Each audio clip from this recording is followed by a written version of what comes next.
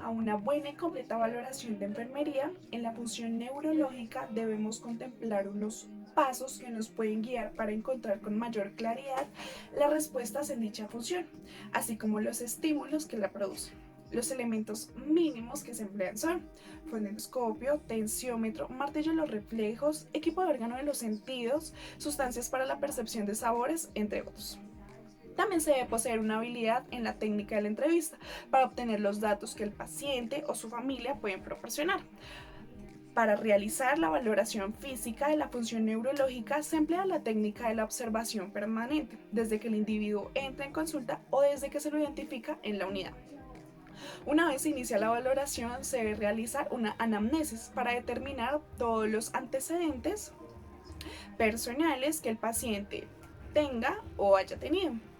Para organizar la información y continuar con la valoración de la función neurológica, se debe seguir con el examen mental, en el cual se identifican los niveles de alerta del individuo y su forma de reaccionar ante el medio. Estos niveles son: consciente, donde el paciente responde coherentemente al llamado y al medio ambiente que lo rodea; somnolencia, donde el paciente despierta ante diversos estímulos, sus respuestas motrices y verbales son adecuadas; mentalmente aparece despejado, pero al retirar el estímulo regresa a la somnolencia. Confusión. El paciente presenta alteraciones de sus respuestas a los estímulos externos. No es capaz de reconocer y entender el mundo que lo rodea, ni hay claridad en el pensamiento ni en los recuerdos. Estupor. El paciente responde a estímulos dolorosos y táctiles, así como estímulos auditivos fuertes, y puede responder a algunas preguntas o ejecutar órdenes sencillas. Al retirar el estímulo, entra nuevamente el letargo y con frecuencia presenta movimientos espontáneos. Coma. Este puede ser superficial o profundo. En el superficial hay una reacción a estímulos dolorosos y respuestas estímulo-táctiles y persistentes.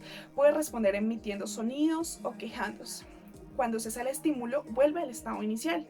En el coma profundo no hay respuesta a ningún estímulo, son solo ligeras reacciones a estímulos muy dolorosos, como presiones sobre apófisis estiloides o por debajo del pabellón auricular. Se presenta relajación muscular y adicional a incontinencia en esfínteres hasta apnea. El siguiente paso es la valoración de la capacidad intelectual, considerada como la capacidad de hacer abstracción, de usar símbolos y de valorar nuevas experiencias.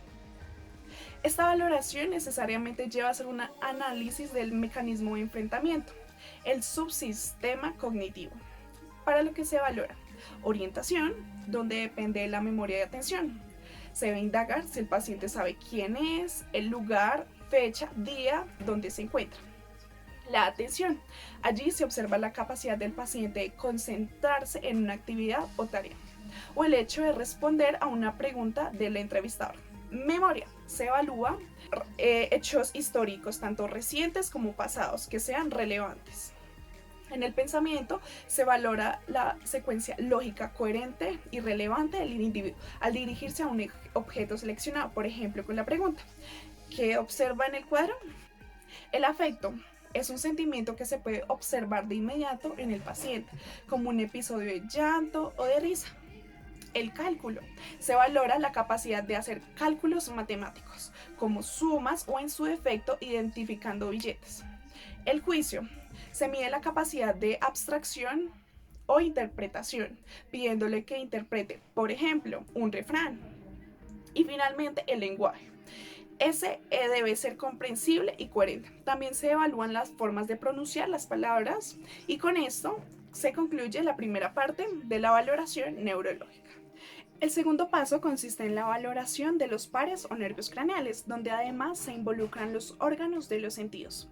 Algunos de estos son sensitivos, otros motores y otros mixtos. Por lo tanto, de la valoración correcta de cada uno depende la identificación de las respuestas, tanto efectivas como inefectivas, del individuo.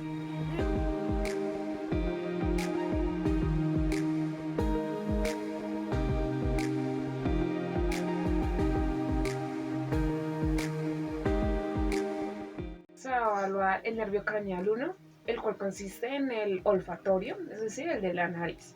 Entonces, para esta evaluación necesito que cierre los ojos, que se tape un orificio de la nariz y a medida que se le vaya pasando los elementos para que pueda oler, vaya intercambiando de orificio nasal.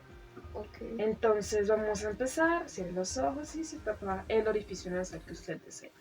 Entonces vamos a comenzar con el primero. Café.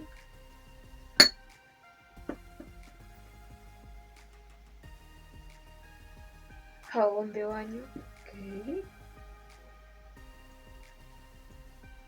Enjuague bucal. Ok, muy bien. El nervio craneal 2, el cual consiste en la parte visual. Entonces, en una primera parte, usted como puede observar, allá hay un letrero con diferentes letras en diferentes tamaños y en unas 6 líneas. Entonces lo que va a hacer usted es taparse un ojo, ver hasta dónde puede ver. ¿Sí? Y luego se tapa el ojo contrario, es decir, el ojo que no se tapó inicialmente. Y ya en una segunda parte, se le va a evaluar las reacciones pupilares que usted tiene. Entonces vamos a comenzar con la primera parte. Entonces, ¿me puede decir qué letras ve en la primera fila? H, T, V, Segunda. M, N, O, Tercera. P, Q, R. Cuarta. No distingo bien ya en la cuarta fila. Entonces en la cuarta fila ya no las distingue. Ahora con el ojo contrario, por favor. Primera línea. H, T, V, Segunda fila. M, Y N, O, tercera. P, Q, R. Cuarta. La cuarta no distingo bien las letras. Ok. Le sucede lo mismo que en el ojo principal. Sí. Ok. Entonces ya en una segunda parte, para finalizar, se le van, como le dije a comienzo, se le va a evaluar las reacciones pupilares que usted tiene. Y entonces va a seguir la luz y listo. Terminamos con la evaluación.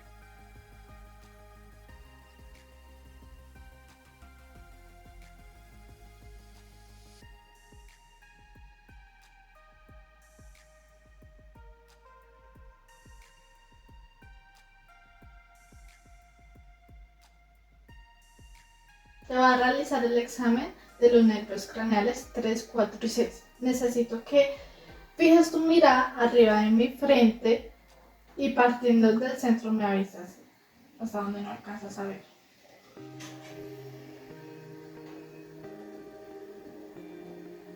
Ahí.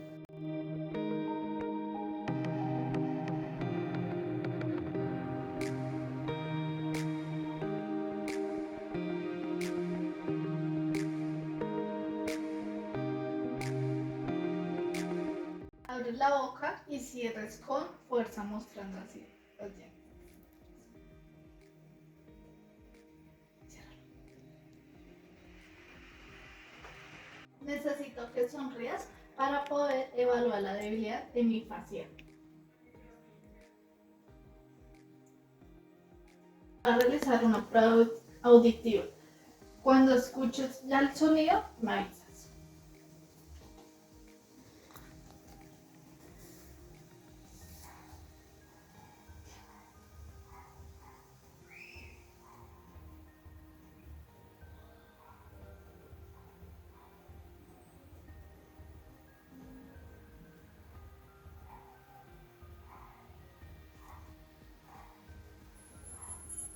Ahí.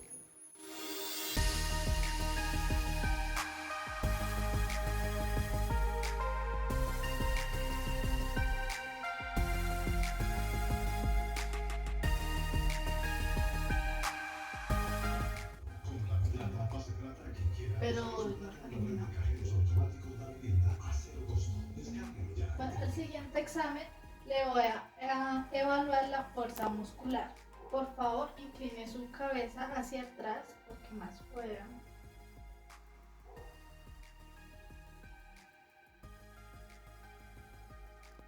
Por favor, saque su lengua que le voy a revisar si tiene presencia de atrofia vesicular. En el tercer paso se valora la función motriz, que es definida como la organización neurológica del movimiento e involucra la movilidad física, marcha, coordinación de todos los movimientos del individuo y el sincronismo. Bueno, el siguiente ejercicio es de motricidad. Le voy a pedir el favor que realice unos ejercicios con la mano, con el cual yo le voy a evaluar a usted si tiene movimientos involuntarios.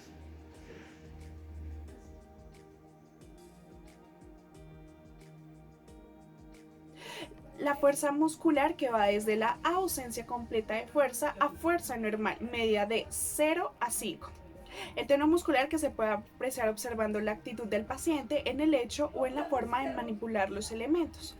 En la posición de las extremidades, relieve de masas musculares, consistencia de músculos al palparlos, resistencia que estos presentan a los movimientos. Las respuestas pueden ser hipotonía o hipertonía.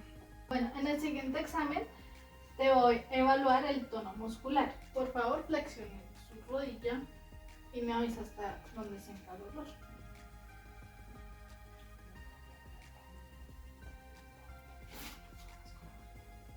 Ahí.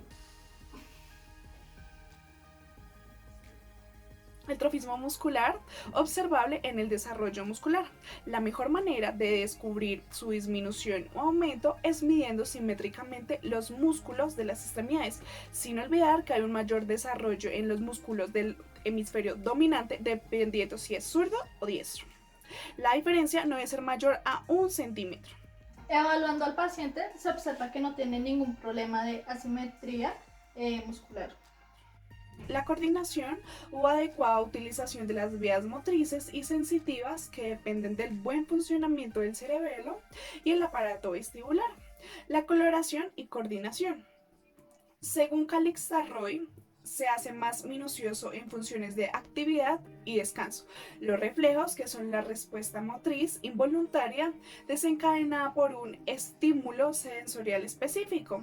Entre estos tenemos los tendiomusculares, entre otros. Finalmente, se valoran la sensibilidad, que es de dos tipos: superficial y profunda. La superficial se evalúa por medio de la temperatura, dolor y tacto, y la segunda, en la que se experimenta el dolor profundo, por medio de la presión, vibración y propiocepción. La valoración neurológica nos permite identificar fácilmente los estímulos y las respuestas. Por lo tanto, analizar en forma completa los mecanismos de enfrentamiento que se enmarcan más en la cognición, ya que gracias al conocimiento y al hecho de que los individuos se hagan conscientes de sus propios problemas de adaptación, puede contribuir a mejorarlos e involucrarse por medio del autocuidado. Para la enfermera, la planeación del cuidado se fundamenta en lo encontrado en la valoración, lo que debe redundar en beneficio del individuo, su familia y las personas que lo rodean. Igualmente, la valoración le facilita ejecutar y evaluar el plan de cuidado, buscando su efectividad. Gracias.